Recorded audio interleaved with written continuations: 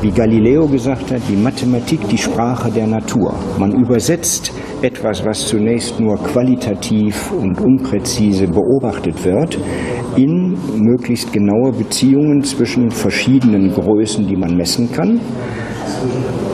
Und dann beobachtet man Gesetzmäßigkeiten, die drückt man in einer Formel aus und daraus entsteht all diese Mathematisierung unseres Naturverständnisses.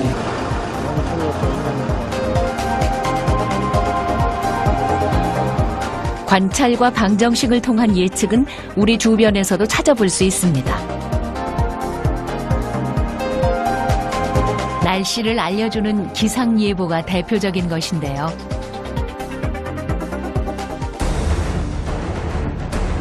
천재지변의 경우도 예측이 가능합니다. 수많은 방정식의 계산값으로 말이죠. 방정식의 혜택을 우리가 직접 누리고 있다는 것 혹시 아시나요?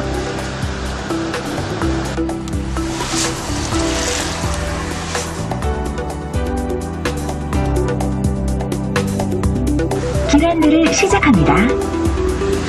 현대인의 필수품 중 하나가 된 내비게이션을 통해 말입니다. 내비게이션에서 알려주는 위치는 사용자의 위치 좌표, 위성 간의 시간 변수 등 4개의 연립 방정식을 풀어 나오는 것입니다.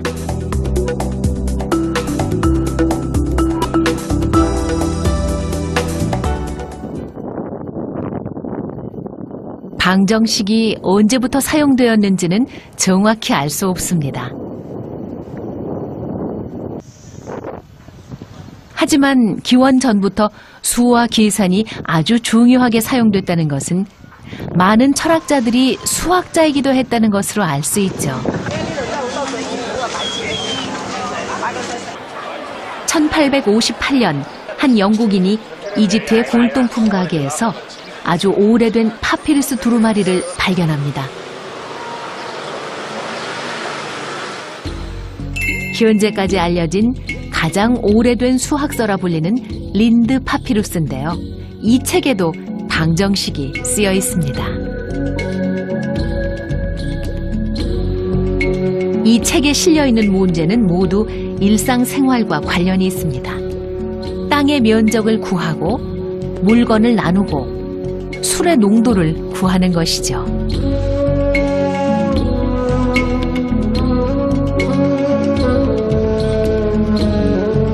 방정식은 일상생활에 없어서는 안 될 꼭 필요한 도구와도 같은 것이었습니다. 린드 파피루스에 들어있는 방정식 문제를 볼까요? 24번 문제입니다. 아하와 아하의 7분의 1의 합이 19일 때 아하의 값을 구하라. 여기서는 미지수를 아하라 표현했네요. 이 문제를 현대식으로 바꾸면 이렇게 됩니다. x의 값에 따라 참도 되고 거짓도 되는 식을 방정식이라 합니다. 옛 농경사회에서는 농사를 짓고 수확을 하고 세금을 내는 일이 무엇보다 중요했죠. 그 모든 것에 방정식이 필요했고 방정식을 통해 얻은 참이 되는 값이 공정함의 시작이었습니다. 그 공정함은 당시 통치자들에게는 가장 중요한 덕목이었고 그 덕목을 쌓기 위해 그들은 수를 배우고 익혔습니다. 통치자가 수를 배우고 익히는 것이 얼마나 중요한 일인지는 파라오의 무덤에서 발견된 사자의 서에 잘 나타나 있습니다.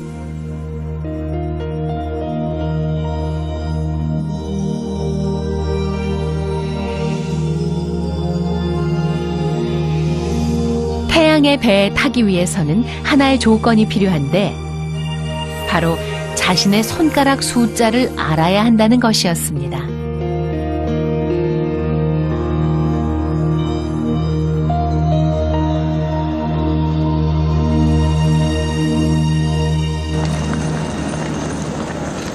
그렇다면 동양은 어땠을까요?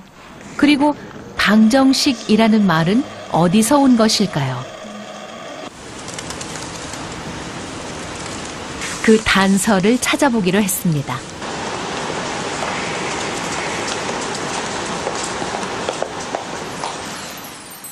이 책은 1세기경에 쓰여진 동양에서 가장 오래된 수학서인 구장산술입니다.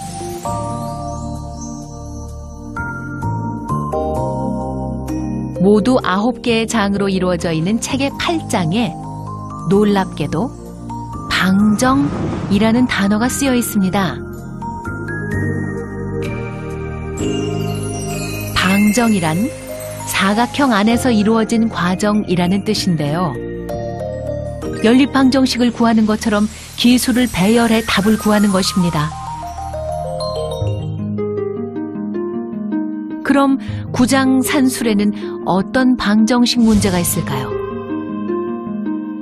소와 양과 돼지가 나오는 문제가 아주 길고 복잡해 보이죠.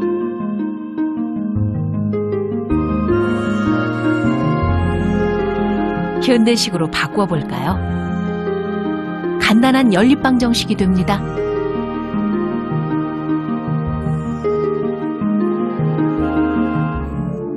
동양의 방정식도 농지의 면적을 계산하거나 세금을 걷어들이는 등 일상과 관련된 문제들이었습니다.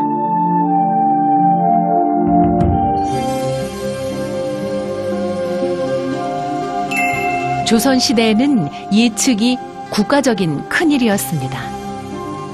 이것은 하늘의 별을 관찰해 그린 천상열차 분야지도인데요. 하늘을 중심으로 24절기를 구분했습니다. 그리고 그것을 다시 봄, 여름, 가을, 겨울로 나누었습니다.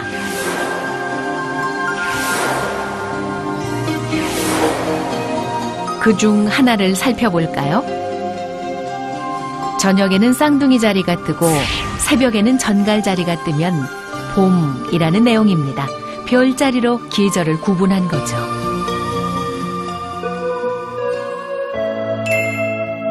이런 내용들은 농가 원령가를 통해 알려졌고 농사에 유용하게 사용됐습니다.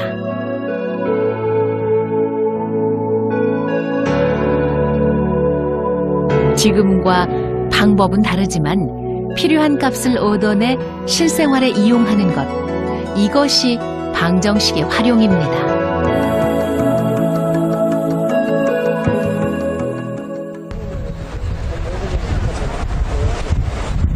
이처럼 방정식의 역사는 인류 문명의 발달과 함께합니다. 고대 이집트에서도 1, 2차 방정식은 이미 풀었을 거라고 추측됩니다. 대수학의 아버지라 불리는 디오판토스. 그는 어떻게 대수학의 아버지라 불릴 수 있었을까요? 그가 쓴 산학이라는 책입니다. 방정식의 시작이자 20세기 말까지 유럽의 수학을 이끌었던 최고의 수학서로 꼽힙니다.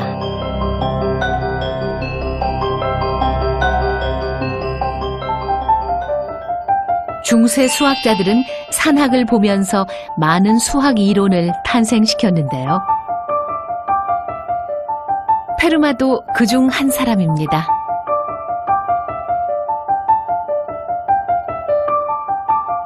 (1637년) 디오판토스의 산학 문제를 풀던 그는 페이지의 여백에 간단한 메모를 남깁니다. A의 n승 더하기 B의 n승은 C의 n승이라는 식에서 n이 3 이상의 자연수이면 이 관계를 만족시키는 자연수 ABC는 존재하지 않는다는 것을 증명했다는 메모인데요. 이것이 유명한 페르마의 마지막 정리입니다.